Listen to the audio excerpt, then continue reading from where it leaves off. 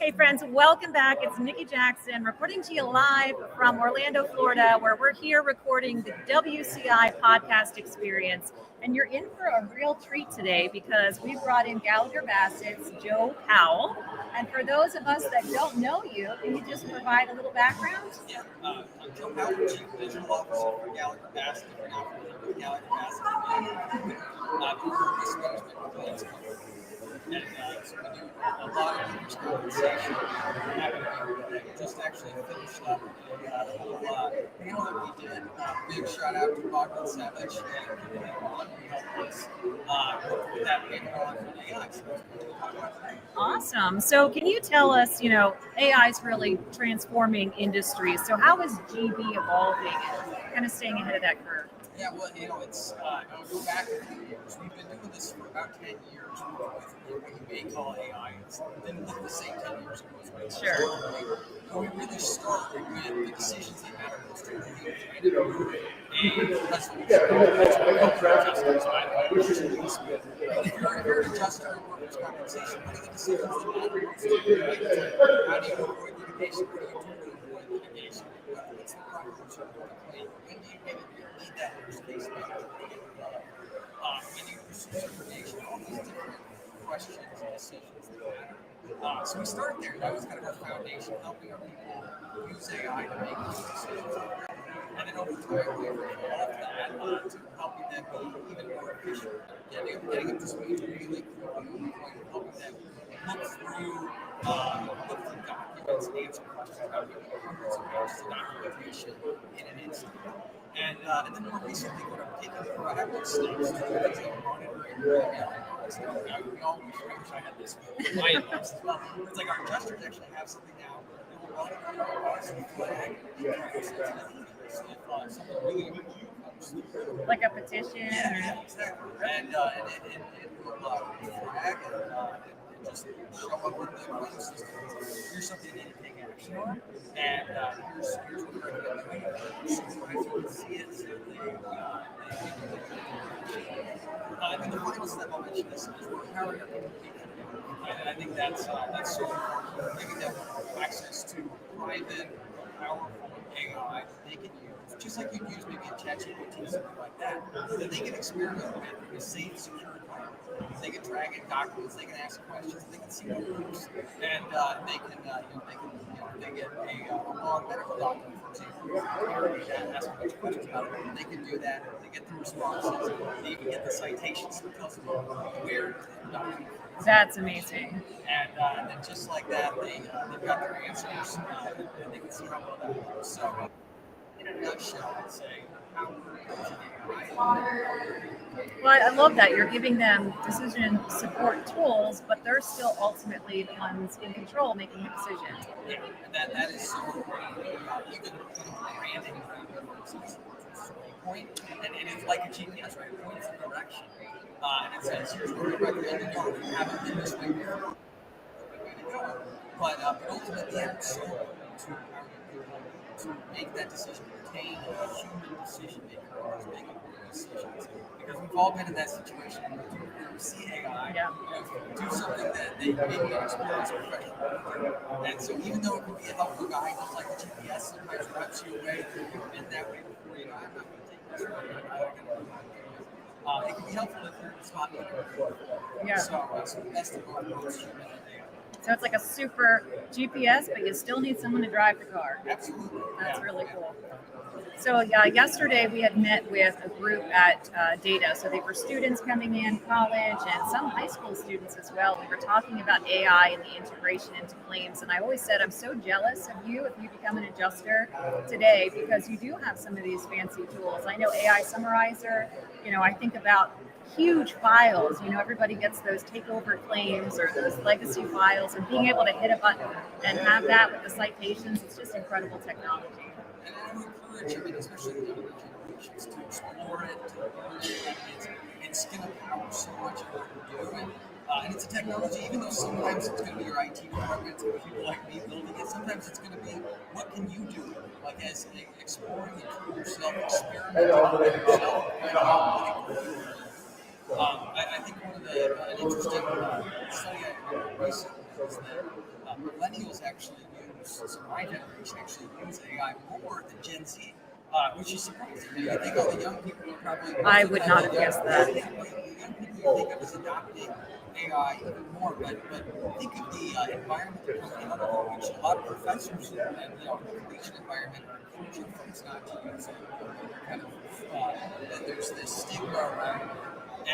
And so for whatever reason, I don't know if that's it, that's speculation on my part, but for whatever reason, there is actually more uptake from millennials and Gen Zs, and obviously much more than the and so regardless of what generation you're from, just to encourage you, there's nothing that's going on just trying to, and there's nothing I love more frankly than when an adjuster or anyone else in the organization uses the tool and says, Joe, I tried this out, this works really well, can we do this more? And that's where the best use cases are. The best indications come from folks who do the job every day. They know how to manage it, and they're finding ways to make AI work for them. And then they're saying, how do we make this interesting? How do we make this scalable?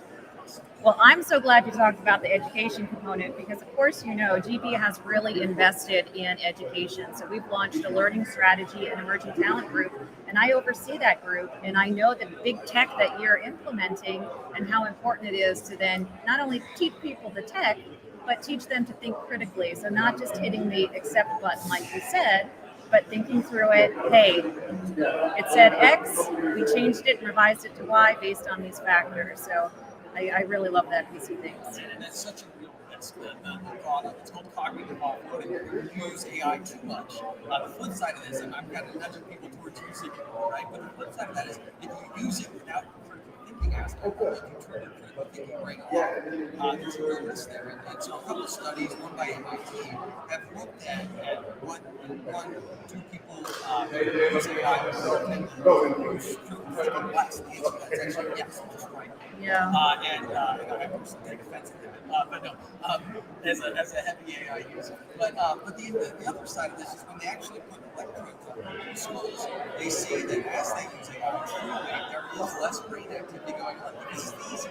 Yeah. It's so easy when given the task to say, I'm just going to let the AI do it. I'm not going to critically do it. So it's so important to get in the habit of when you're using AI to not think it off, to remember that you're ultimately accountable for the quality of that. And AI makes mistakes just like the rest of us. And so you almost have to, for some folks at a very young age, put yourself not in the individual contributor mindset where you're just trying to produce output, but instead of the manager mindset, you're reviewing that output, really thinking hard about what can be better about it, and getting to a product that ultimately has the best of both worlds. It's just what the AI produces with your judgment. All right, so let's switch gears a little bit. What are some of the challenges that organizations face when implementing AI into their workflows? Two things. One is getting the right people involved in the process of designing. And if you're designing a tool for adjusters, you don't want the adjusters to just be on the back end after everything's designed, right? Get everybody involved up front. We're in a conference once where there's a great adjuster. She said, it's great, I helped design it. That's like, that is the answer, right? It's like when you've got people involved early enough in focus groups and things that actually help you craft that. Then on the back end, change management, right? How do you also get this to critical? Yeah. Getting these tools into the hands of people in a way that they'll understand and that they'll use it the right way. Because a lot of these things can be misused if you don't do that change management for the best of the change management. Okay, and it sounds like the feedback component, so having an easy way for people to give feedback is so critical too. Yeah, we've been building that into our tools. It can be simple thumbs up, thumbs down, text box, tell us what you think, and then it gives us the ability to gradually adjust how that AI model is tuned or trained and make that better. I love it. So what advice would you give to leaders who are navigating digital transformation and risk management? Yeah, well, one is get your people involved, right? This is not something that's easy to say as a leader. I should just the more folks you have who feel like they provide feedback, the better. And then beyond that, I think it's a matter of finding your way. It's easy to get lost in the house of things you can do. Find the area in decisions make a difference on the front. The lines of business where you think you can make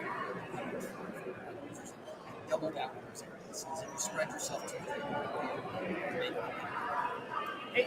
I'm going to hit you with a curveball a little bit here. But yesterday during the session, the students were so interested about the future. And we kind of turned it back on them and said, well, you are the future, so you tell us where you think it's kind of heading. Can you give us a little glimpse or an insight into where you see this going, maybe 5-10 years? Yeah, so one thing is important is so this is, we're used to thinking of AI as very text-based. So, you've got a document. Multimodal AI takes any kind of document. It could be video footage from a CCTV camera. It could be a voice call or actually talk to the crowd. And it puts all of that together and can process it all together.